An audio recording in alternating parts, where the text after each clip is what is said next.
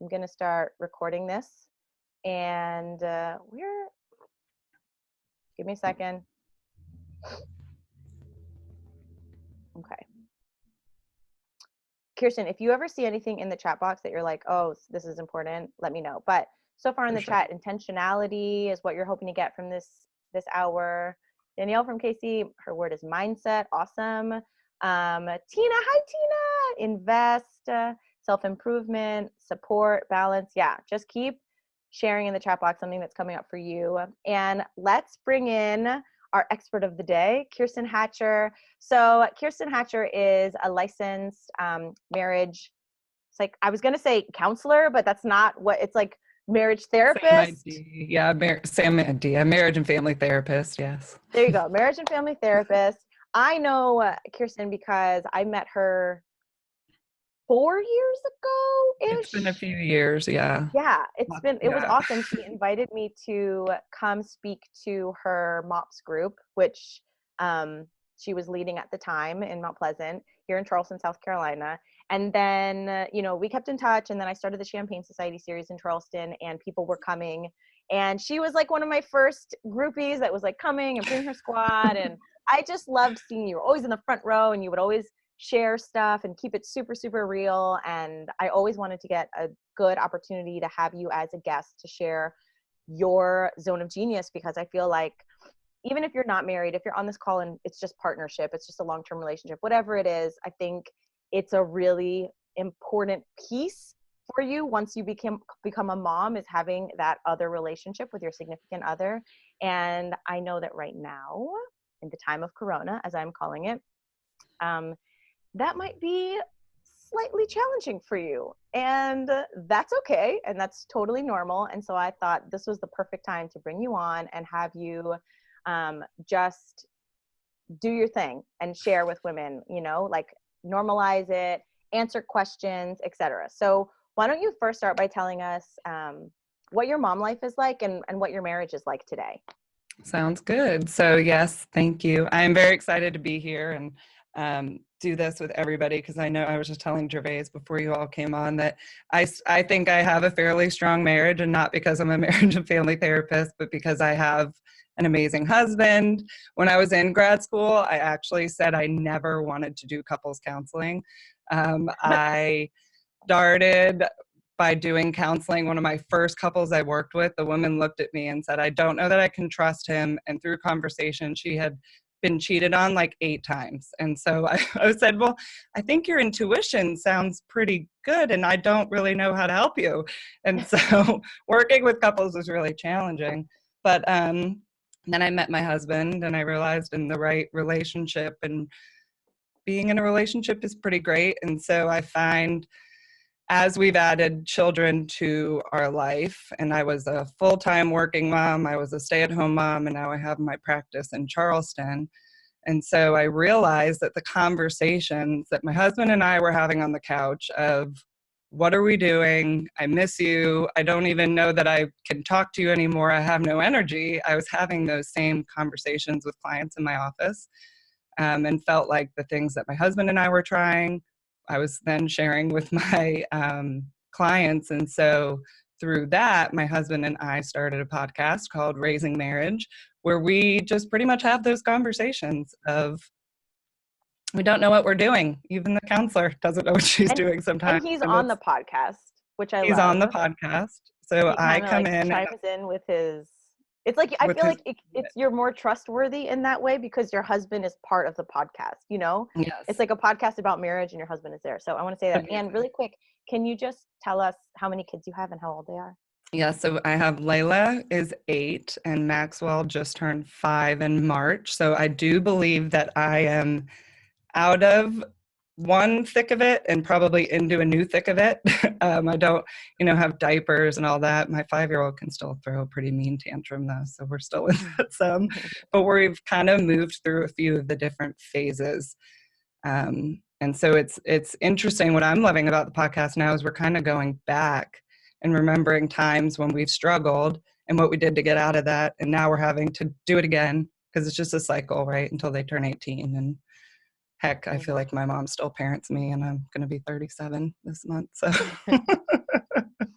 So yeah, so that's just a little bit about Love me it. and John and my kiddos. So you said like even I still, have to work through different issues in my marriage, which I love that you were honest about that, because I think something that frustrates me in the self-help space is that it's like you either have to be holier than thou and perfect and totally put together and never have an off day, or you're a hot mess. And I'm like, what about in the middle where you're just a normal human and you're going through those experiences the same way as everybody else, but maybe you are so diligent about self-awareness and catching yourself and being super intentional in your different relationships that you can bounce back a little bit more quickly and just be even one step ahead to help women who haven't been given those resources yet, Mm-hmm. And so I'm curious to know, for you, since Corona hit, what has been, your top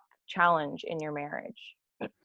I would say just the emotions that we're all feeling through this. And it's like one day my husband's needing to lean on me and I'm needing to lean on him. And it's finding that balance and how can you be my support? How can we have our off days on different days? Ideally. I know since I do have a private practice, I'm not leaving for work. So there's that, sitting and stressing over my books and making sure I can pay my business fees. But then I also do therapy online through an app called Talkspace, which is also another amazing resource. Oh, And so I have to yeah. check in with my clients on there. And what's happened is my husband already works from home. So if you can see, there's like guitar amps behind me. And if you could see everything, he's a retired CPA and now teaches acoustic blues online, which also was why it was easy to do a podcast, because Yeah. our ex room is I now a didn't know recording that. I studio. was wondering Yes. what he did. Yeah, so those are like acoustic panels behind my head. And I do not play guitar. I promise I will not try to serenade you today. Hey, Um, you can. and so what happens is when I was checking in with clients online, it just looked like I was on the phone. And it was because I wasn't telling him. And so I have to check in with clients by certain times. So after dinner, I was needing to check in with clients and he had no idea. And then he would just escape to go do more work in his office. And I'm trying to Mm, manage bath time and kids after dinner time meltdown. And finally I'm like, you're not supporting me. He's like, what do you mean I'm not supporting you? But I never told him that, like, hey, I have about 15 to 20 clients and I'm needing to check in with. And he was like, oh, I had no idea. But I was probably angry at him for about a week because yeah. why didn't he know? Well, because I didn't tell him. That's why he didn't know. And so this week has been amazing. He's taken the kids for bike rides and managed bath time, and I can get my work done, and he takes care of the kids. And I'm not angry at him. It's been a great week. No, that joke, like what you're describing is so, I know that so well. And I was actually talking to a couple of friends of mine about this last week, where it's like this little silent tug of war of like, whose job is more important, whose thing that they're Mhm. doing is more important, that they're just going to like disappear and be on their computer, or like I'm on my phone. I've done it where I'm like, I'm doing an Instagram post, this is work, you need, but I don't actually tell him, right? So I'm just like on my phone, and he looks at me and I'm like, I know you're just like judging me, but I'm working. What this is, Right. and then you have this little like silent tug of war versus like you said, like an actual conversation where you're like, hey, here's what I've got going on today. I would love this chunk of time if I'll do this part and you do bath time and blah blah blah blah blah. So are you Right. saying that is kind of what you did? Yes. And so I just said after dinner, I just need you 100% on. And if I get done, I'll come in and help. And that doesn't mean you now get to escape. I would like to maybe even do this part of the day together. I find that, I see this on both sides. I see this with men and women. It may feel like it's targeted at women because we're all moms on here, but we do sometimes feel like we have to prove our worth. And so if we feel like our husband isn't seeing our worth, then what? But he does see our worth. We just sometimes have to give the space to say, like, this is what I need from you right now.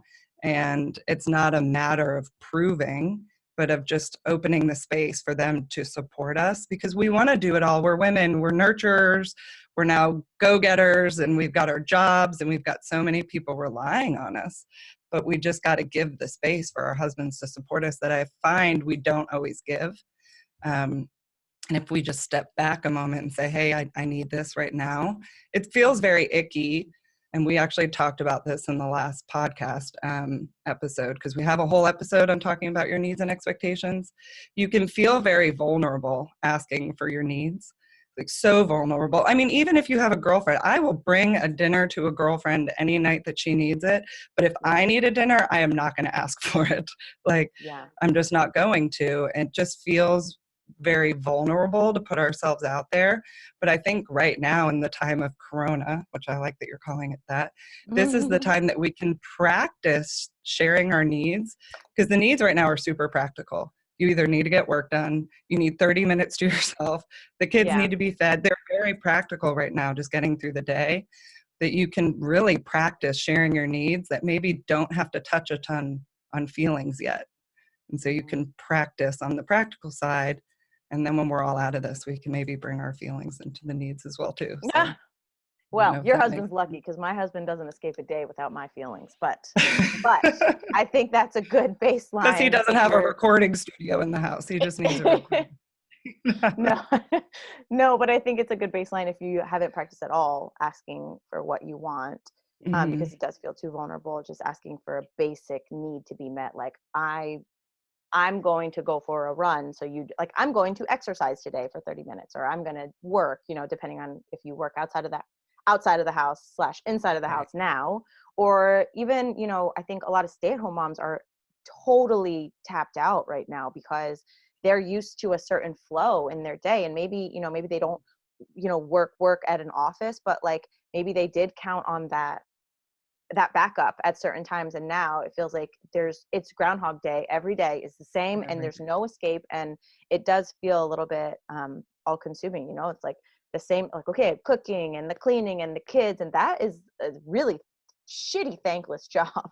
Like, it's really that I find with the days that I'm just straight momming and not working are harder for me than the days that I get a couple hours to Yes. I don't know why I'm air quoting work. This is work, but because the work can feel so thankless. But can you go back to proving your worth? Can we talk about that for a hot minute? Or maybe just let me know in the chat box if that sounds like something that you want to hear about, because I would like to know what feeling to need to. Oh, sorry. Go ahead. Well, because I'm wondering if somebody is listening to this and they don't know if that's them, right? Like, oh, well, I don't need to prove my worth. I don't, like, what are the things that people do? Like, what are red flags? Like, oh, this is me trying to prove my worth again. How would you know that that's what you were doing? Should we wait for someone to answer, or you want me to share something? No, I'd love me to you answer. to tell me. So I know for me, I did it this morning. I walked into our bedroom, and this is so silly. There were 3 laundry baskets. And I said to my husband, they're all folded. I'm going to put them away today. Like, I folded the laundry. Like, look I got laundry done. I saw clients yesterday where he's like, okay, like, I thought nothing of that laundry.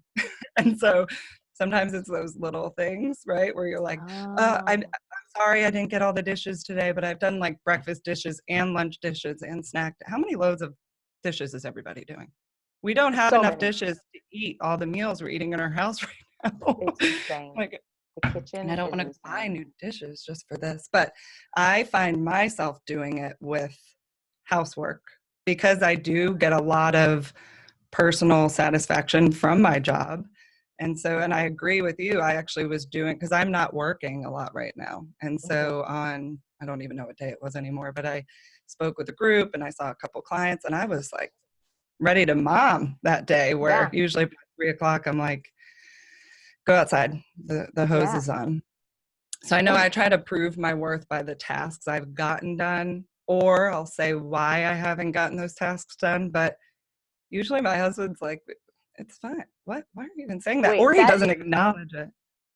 That's like the best example you could have. In the chat box, if right now you are at your husband with like, don't worry, I took care of 87 loads of laundry, or like, did you, like, those examples are perfect.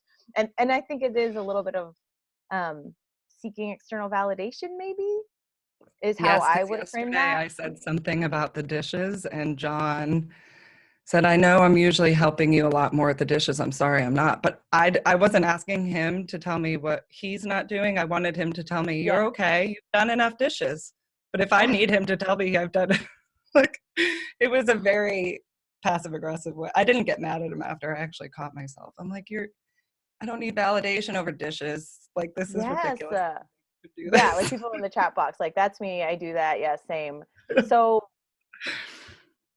this is so funny because it's so basic. It's not silly. It's so basic, It's and very basic. everybody does this. And Hmm. so I know you just said, and like, thank you for just being so real about this, because this is the struggle. So in that scenario, let's, like, can we make this real tactical for someone right now?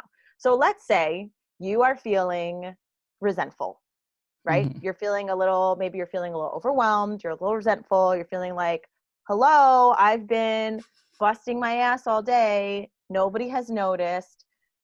You make a comment to your partner about it, like, don't worry, I did the dishes again. How can you catch yourself? What's a good way to, like, take it back and reset? So I've been doing this for years with myself and with clients and with friends. And I think that I use humor a lot to break Mm, myself out of anything. And this works with some of my clients as well.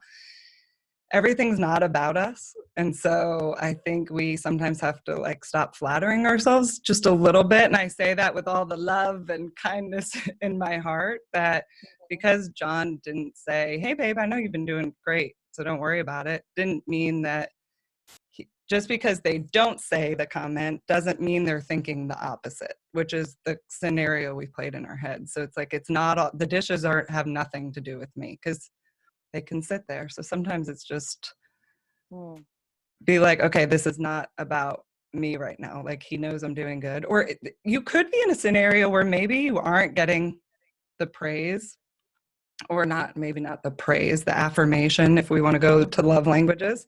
I was And about to say, what if that's your love language and you really feel like you need it? this is when you need to ask for your needs. Like, hey, this is something that I'm recognizing I need.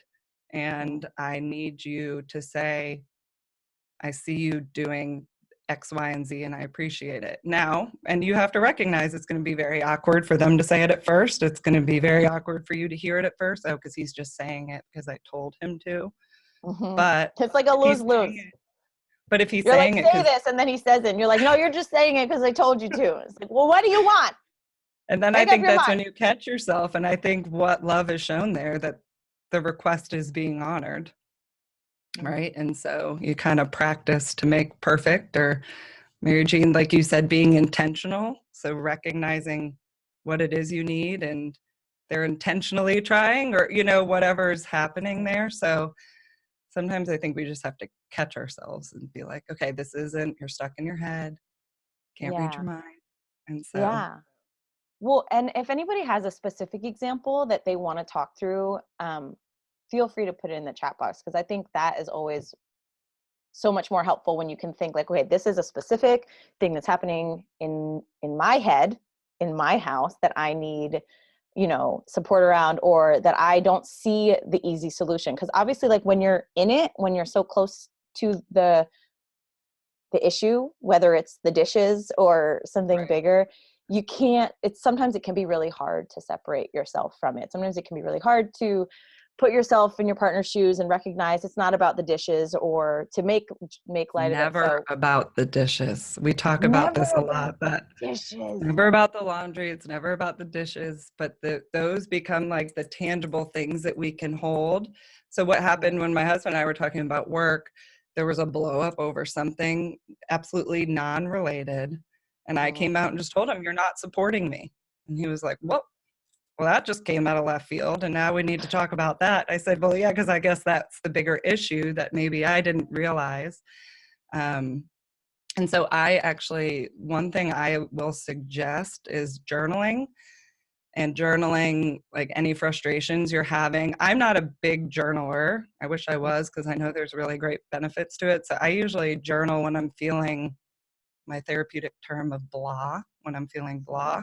And what it usually will do for John in my relationship, and I have clients who do this too and say it does great things, is I can journal and I can realize one or two things. I'm being super petty, and maybe it really just is about the dishes and I need to move on. Or two, I journal and I realize I have a valid concern. As in the past, I would have a valid concern, I would have a few drinks, and I would make a really nasty comment, and then the night would be ruined. And my husband would be like, what? And then what that does is it puts the spotlight on me. I am now the problem, and my valid concern is like not even shared because I've just blown up. But if I usually journal out my thoughts, the funny thing is John didn't know I did this until a podcast episode. So he's like, you're what? Let me see that phone. Let me see what you're always typing there. But then it allows me to bring it to him in a way of, hey, this is what I'm struggling with. And I'm putting it in a pretty box. Usually it's coming in a heated discussion, but I already have the thoughts laid out. So sometimes it is just about the dishes and we need to move on, but 9 out of 10 times there's like, you know, some more emotional needs that are maybe not being met, or an emotional connection that we're missing with our partner or whatnot. So. No, I love that. And that reminds me, I was doing a webinar a couple of weeks ago and I was saying like when you said it's never about the dishes, right? There's always like an underlying thing. And what I was sharing is when you don't address the whatever is like swirling up inside of you, when you don't address that, your own issues, it usually ends up on someone's plate. And so that is what happens, where suddenly you're like projecting at your partner, projecting as in, you know, lashing out, like making your issues about him, making it about the dishes, when really you're upset about something else that might, what I have found for myself even is like Kevin, my husband's name is Kevin, for those of you who don't know, and he can be an easy scapegoat for me. And now during time of Corona, he's literally the closest in proximity. So if I have not been super self-aware, if I have not like checked in with my, I don't know, like been intentional about my day, I can just find myself just bitching about him and then be like, this is actually about something totally, this is about me feeling really unclear about what to do with the Champagne Society. Like I feel like confused and frustrated, and it's annoying me because I'm like, do I want to spend time doing this or this? And now suddenly he's the closest thing. So I'm just like I always say, hot potato. I just like throw the hot potato at him. Like, I don't want to hold this. This is uncomfortable and I don't know what to do with it. And you take it. It's probably your fault anyway, because you didn't do the dishes, you know? So I think that's a great example. And yeah, because the journaling, you could Danielle, note, I know, I like what Danielle wrote. well, what were you going to say really quick? Oh, but I just like that you said that, because sometimes the dishes do need to be a self-reflection. And so if you're journaling a little bit, yeah. Like, this is a time for a self-reflection. Yeah. All right, let's talk about sex, baby. Both of us are feeling blah, therapeutic term, and lacking the luster. We feel less fit and are taking on an extra glass of wine and skipping intimacy. Take the topic in any direction, just how to schedule connection or be open, making space, feeling less frumpy, etc. Yes. Do you get sex questions a lot? Do people bring up sex a lot to you as a? It just comes up it comes up naturally. Sex and finances are always like the elephant in the room. Oh. So it does come up fairly regularly. So It's a what normal. would you say to? So pre-corona, here is my tip. And I like that you put in there too, just like connection time in general, because usually in relationships, and it is like we want a little bit of foreplay, whether that means a nice dinner together, whether that means play doesn't always have to be touch, but sometimes women do crave that connection foreplay. So pre-corona, my husband and I are big proponents of, or is that the right word? We encourage simple dates. And we started this, we didn't even realize we were doing this when my daughter was a baby, and we'd be getting ready to go to work, and we would have coffee a couple mornings a week before we got her up. So just 30 minutes in the morning, just coffee together. And then as time progressed, after we had my son, who didn't sleep ever, so there was a little bit of a lull there in the connection time, but we would pick one night a week where we put the phones away, no TV, and we just usually sat and listened to records and listened to music, and would maybe have a glass of wine. Sometimes we would have tea. So we really encourage simple date nights. I made my husband do yoga one time. I actually have a simple dates guide that I'd be happy to send Oh out, yeah. where it's a 52 simple dates. And some of them is really silly, like make a fort. So some of them are sit outside and stargaze. Some are have a bubble bath. My mom may watch this Together replay, but or separate? together. Yeah, Okay, together. just making sure. Okay. Yeah. If your bath is big enough. If it's not, that's awkward and you got to not do You're that. like, That I'll would just make it fit. yeah. Make it So, fit. but I do think it's that connection and being intentional about it, not feeling like you have to do it every night, but schedule it. Actually, tonight, one of John's favorite bands is playing, like, all the bands are doing. So we're going to watch that after we put the kids to bed tonight. So typically we do say no TV, but that's going to be on TV this evening. So finding the time to connect. And if you just schedule one night a week, even now, then you have that time for you and you can look forward to it, and hopefully some fun will come out of that. I always do give the disclaimer that sometimes simple date nights are when our more heated discussions have come up, but that there's good things happening, right? Whether we're having sex or making that next jump in our relationship. So, Yeah. but it is, if we're not finding the time to connect, I know most women are like, I've been in yoga pants all day. I mean, I was excited. I was putting makeup on for this. I'm like, oh, this is Same, first. same. I'm I was like, this yeah, feels good to do at 10 good. a.m. Yeah. I got the whole day I'm going to look like this. Right? I'm going to like take 8 walks around neighborhood. Like, look at me. Look what I did today. But I do think it's finding the time to connect so that you then can, and it's just scheduling something simple. Yeah. And I would add to that, for me, like scheduling anything is tricky because I'm not a scheduler of things, but I do think getting in the mindset of like, I'm gonna have sex tonight. I don't feel like it right now, but like this is happening for Mhm. me helps me, because the nights, if you're like not on the same page and then suddenly it comes up and you're like, oh, we're doing that. No. I just drank a bottle of wine and I feel frumpy and I'm going to bed.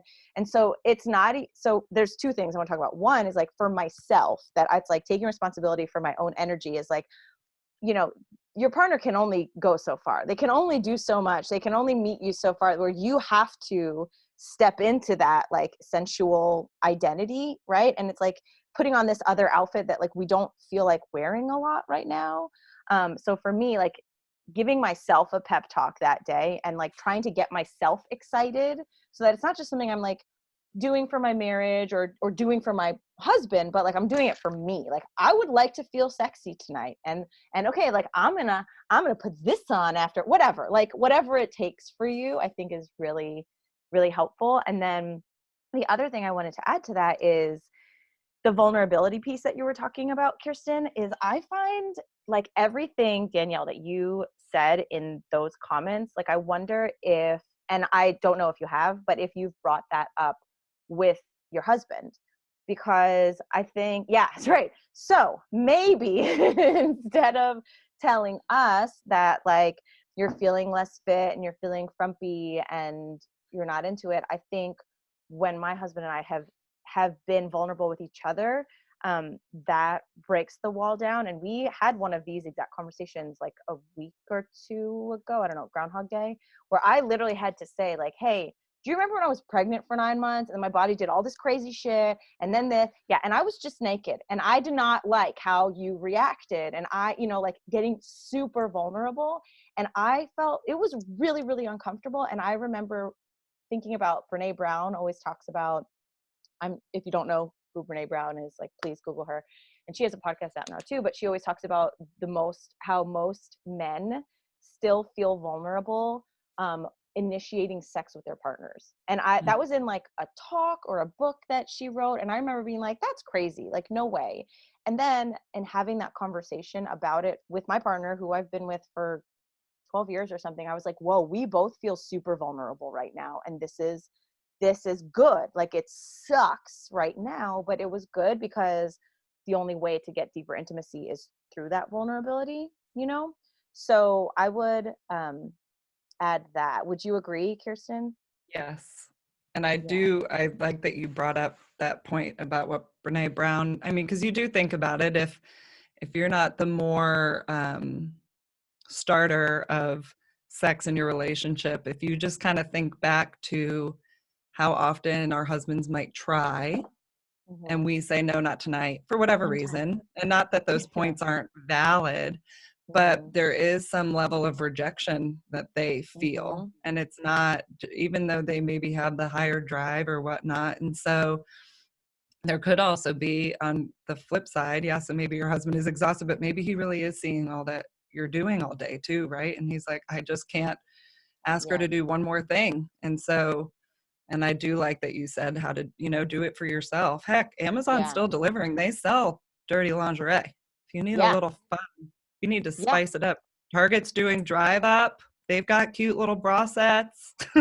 Oh yeah, drive up. Well, no, that reminded me of something else I wanted to say, which is one of the women in my community DM'd me on Instagram, and I don't remember why she brought this up, but she was sharing, she was openly sharing, and she was like, I wanted to let you know, like, this quarantine has been the best thing for my sex life. We lost it a little after the second kid was born, but we've just been taking this time to like get back into it, and I've been putting on all this lingerie. And I remember reading it, and my first instinct, like most females, was like comparison and to judge myself, like, oh my god, she's spicing up her sex life, and I want to kill my husband. I'm doing it wrong. And then I was like, wait a minute. This is inspiring. This is like, I was like, thank you for showing me that there's another way. Cause I think it's so easy to like get on calls like this, or just, get with your girlfriends and just like bitch about your partners and just be like kind of low vibe about it, which is fine, but it doesn't actually help you get to where you want to be, which is in the bed with your partner, right? And Mhm. so thinking about like, is talking about this making me like more in the mood, or making me feel more grounded in, I don't feel fit, I don't feel sexy, I don't feel connected to him. And um trying to, whether it's conversation with him or finding those women who are spicing up their sex life, like, it's possible. And instead of Mhm. being like, oh, judging them or making that mean something about you, being like, that is straight up inspiring. I'm going to go maybe just find something that I feel better in Mhm. besides yoga pants. So that's, I don't know. When Would I anybody think else add to that? checked. I'm loving watching Danielle's like movement. I I think know. Danielle's gonna have a good night. I Heather, think. oh yeah, girl, get in the mindset. So Heather said that's a great viewpoint, more for you than for him. That's right. Like, sex is supposed to be a thing you do together for yourselves. Glennon Doyle talks about this a lot, how sex for her whole life was just for her husband. And then she was like, oh, this is supposed to be for me too. Like, I'm not just a piece of meat that just lays there. Like, you can enjoy it as well.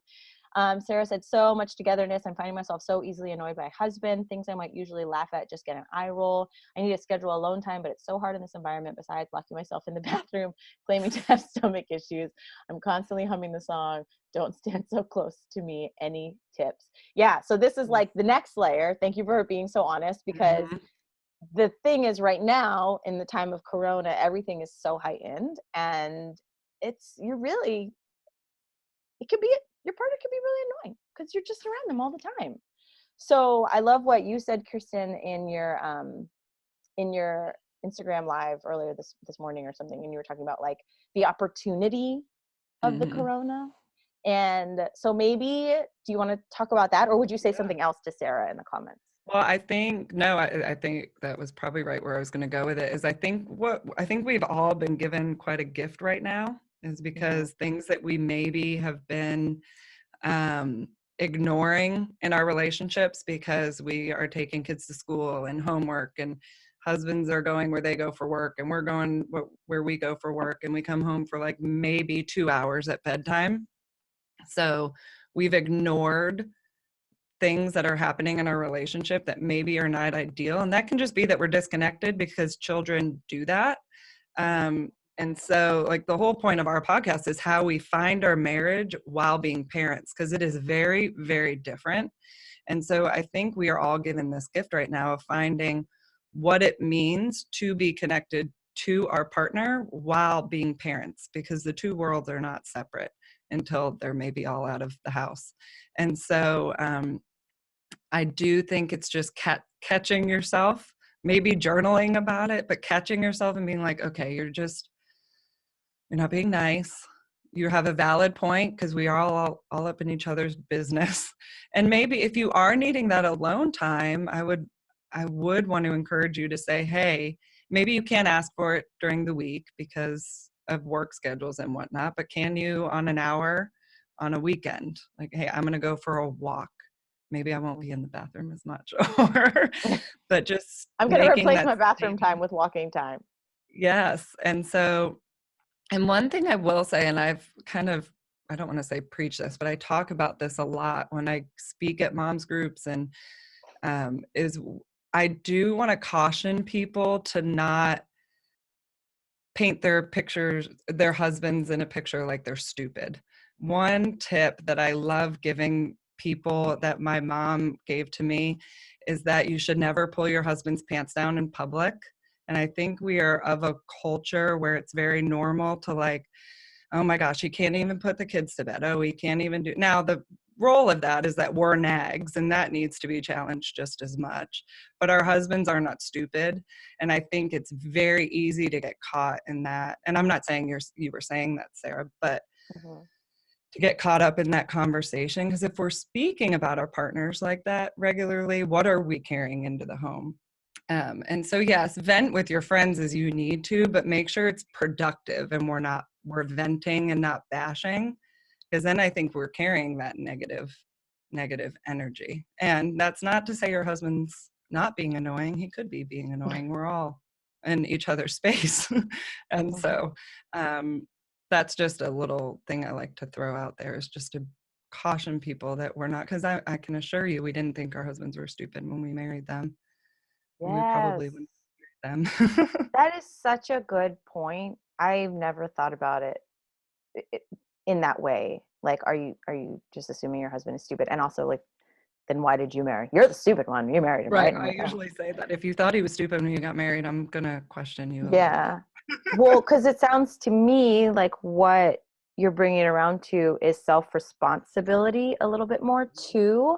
Um, like challenging your own, if you're annoyed, challenging yourself there. Because I think this is always, if I'm talking to somebody about partnership, it's like, well, your husband's not on the line because I'm not a couples therapist, right? So the only thing we have to work with here is you. So, like, how are you showing up in this relationship? And let's challenge all of the statements that you've made true, like my husband doesn't get it, or I can't take an hour for myself, or whatever that is. So on the to piggyback off of that, I would say something I was talking about on my IG Live the other day was a personal example was a couple weeks ago, or again, could have been yesterday, I don't know. My husband had a really bad day, and he was deep in anxiety and feeling just really bummed out. And I perceived him, and I always am careful to say, like, my experience of this person is, that's like something I learned from someone a long time ago. I don't even know who, but to remember, like, that doesn't make it true. Like, just because I say my experience of you is that you're being very negative doesn't mean that for them they feel like they're being negative. Like, your opinions and beliefs aren't facts for somebody else. And this actually, I do this with my kids too. Like, I'm experiencing my 3-year-old as very challenging and strong-willed, and I could experience her in a different way. But I had felt that day like my husband wasn't present. And so I said to him, I feel like you didn't show up for our family today. Hold on, I need to get this charger. I feel like you didn't show up for our family today. You were pretty negative, and you were always in your head the whole day. And I was frustrated because my experience of him was that. And of course that made him feel worse, and he didn't really have anything to say about it. And you know, we have a lot of talks because the poor guy is married to me. But so then I walked away because I was like, of course you have no solution to this conversation, even though I just like put you in a corner and there wasn't really a lot for you to do. And then I like checked myself. So going back to self-responsibility, and I asked myself, like, I was like brushing my teeth. I was like, is that true? You didn't show up for us today.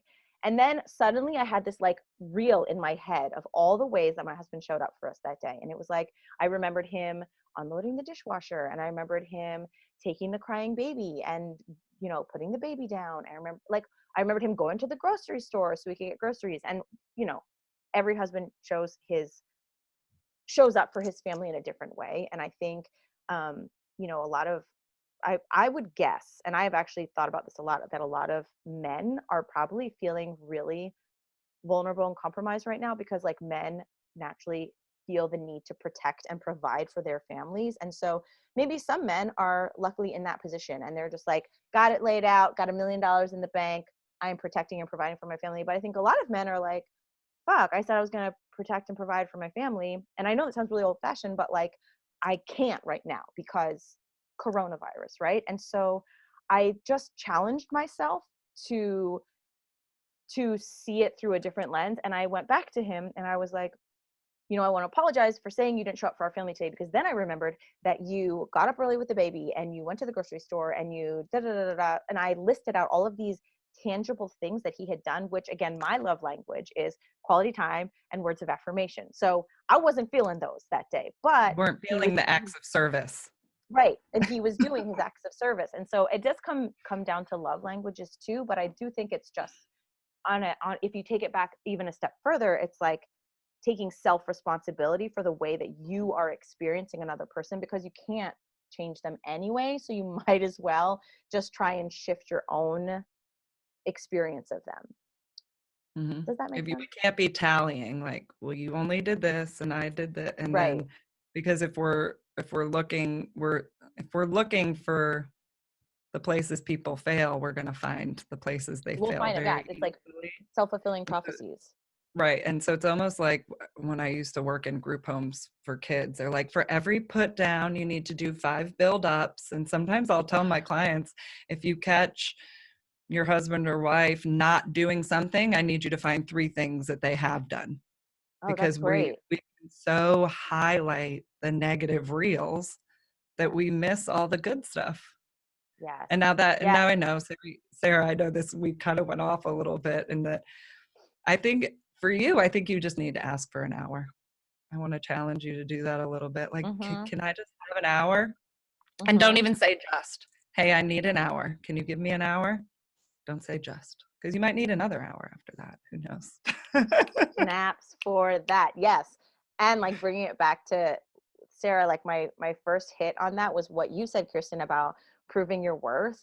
And I suspect, and this is not just Sarah, I feel I have done this. I feel like a lot of women right now are like, I can't ask for an hour because I'm proving my worth, because, you know, look what all I did today. And so it like keeps you in that place of proving your worth. And that's the place that we've learned to survive in, but it actually doesn't get us what we want, you know? And I have done this since Corona started. I've been like, I just need to go for a run really quick. Like, that's okay, right? Can I go for a run? And he's like, why are you positioning it that way? Like, you're just already expecting. And I'm like, this is what I do. And I'm like catching myself doing it, like proving my worth, or, you know, begging for it to be okay. And it's like, I am creating that experience. I'm creating this environment where I need to prove my worth. And I'm only allowed to take an hour if I have stomach issues, or I'm like, for me, like so at my breaking point that I need to go for a run. Like, I'm literally about to lose it, so I have to go for a run, versus I'm going for a run for an hour. You got this? I appreciate that. I'll be back, you know? Right. Because So it's just saying what you need. And I like a little bit about what Elizabeth just shared in there, how she I can hear get in you. her head a lot and it's easy to blow up, and that often maybe her husband blows up too. So John and I realized early in on like the probably podcast 5 or 6 that every episode pretty much talks about you got to talk in your relationship Yeah. and you got to have conversations, which is why we can have those times when we're blowing up. And so I like that you're saying that journaling might be helpful.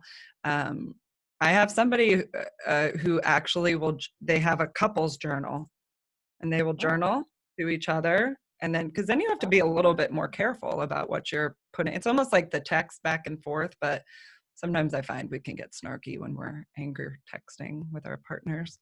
Um, mhm. a lot of times it's having the conversations of, hey, babe, I'm kind of feeling like overstimulated. That sounds a lot nicer than annoyed too, right? I'm feeling overstimulated. And I think I need an hour. Or, hey, I'm feeling really disconnected from you. And I would just, love for us to feel like we can cuddle on the couch for a little bit. Or I'm angry about A, B, or C, because we have to talk. Because if we don't talk with our partners, we walk around in this like stale resentment. I know when John first stopped working as a CPA. He was working 65 to 70 hours a week, just even when it wasn't tax season. And then he started working from home, and it was a summertime. So I'm home with the kids, and we're like just constantly in each other's business. And at the end of the day, he'd be like, hey, well, what are we going to do? I'm like, I've seen you all day. Like, I don't have anything else to give. Yeah. I don't miss you anymore. You're here. And we did for a while. Finally, he's like, I feel like you don't even like me. Like, you're not talking to me. So we joke that we prepared for this for 2 years, right? Being home, him being home. And we already kind of had our season where I was like, you're just kind of here all the time. And I feel like I'm getting my time with you.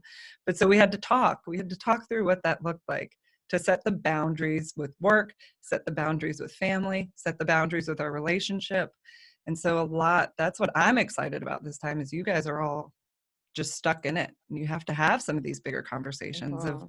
what our sex life looks like, what our communication looks like. Hey, when you yell at me, I don't like that. Or, so this is when the conversations can happen. That's what I get excited about. Or what our Mhm. needs. Hey, I need to go for a walk. So I love it. I didn't mean to Kirsten, go I on a love what you tangent. said about establishing a recovery pattern.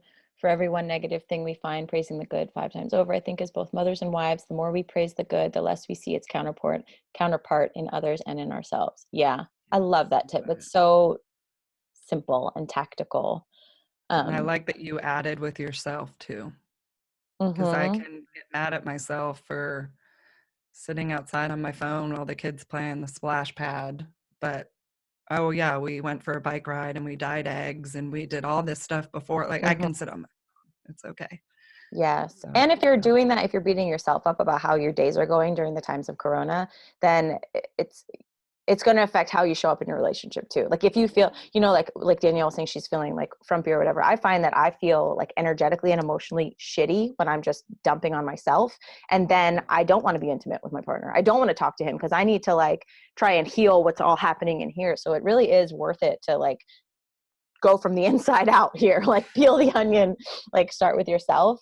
And I did want to say also, like another piece of Elizabeth's comment was also about the journaling was to figure out if he's being annoying or if it's me being annoying, right? So again, it's like taking self-responsibility. Like if you're either going inward and journaling or like checking yourself and holding yourself accountable, then you're going to find out the true truth. Like, where can I hold myself responsible to? and maybe Yes, you're this will be both being recorded. annoying. Yeah, maybe you're both just annoying. You need to like strike the record. Heather, this will be recorded. Yeah, girl, have your husband listen up. Tell him though, it's all private and this is a safe space for no judgment. 100% in every circumstance we can be accusers or advocates. Yes. Yeah, and we say that like obviously all of this is not to make anybody feel bad if they're not there yet. Like wherever you are right now, it's totally fine and it's totally normal. And I think both of us are trying to just normalize that first and say you didn't take an hour of your time just to stay where you are, right? Like the whole point is to recognize, okay, how can I actually shift out of this and make my marriage better right now? Because it's easier to not. So again, it's not about shaming or blaming or making anybody bad or wrong for how they are experiencing their relationship right now, but it's to also like leave you with some tips and mindset shifts to get you moving forward, right? Well, So and you always want your relationship to grow. And I think I always give like a little, so you have a dip in your relationship, and let's say you were here before the dip, you're going to come out. If you're willing to do the work with your partner, with yourself, with whatever that work looks like, your relationship is going to grow. But guess what? You're going to have another dip, and you're yeah, probably going to dip even deeper, and you're going to just keep fluctuating, and hopefully that graph keeps going up. And so I think now is just a good time to challenge it. And that doesn't mean all relationships are failing. It's just reality is that relationships are hard. Think about even a relationship with your friend, with your mom, with your brother, with your sister. We expect our marriages to be perfect, and it is so unrealistic. So now is just a good time to dive in and yes. make it grow. So it's perfect thing to leave it on. The human experience. It's looking like this for everybody. There's nothing wrong with it. Whatever you're seeing on social media is a snapshot. Please remember, no mother is escaping the human experience right now in her relationship, her mothering, her being. So it's normal.